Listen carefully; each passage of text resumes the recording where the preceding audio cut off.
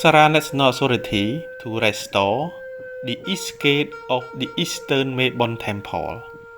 The restoration theme of Apsara National Authority is restoring and strengthening the east gate of the Eastern Mebon Temple, which is dilapidated.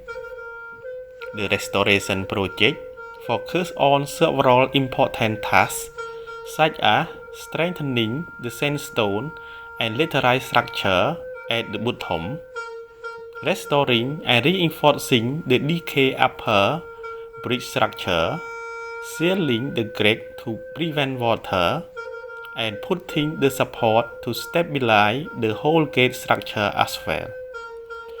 This is a part of the conservation work that the Apsara National Authority had been carrying out regularly to maintain the value of the temple and to keep the tourists safe.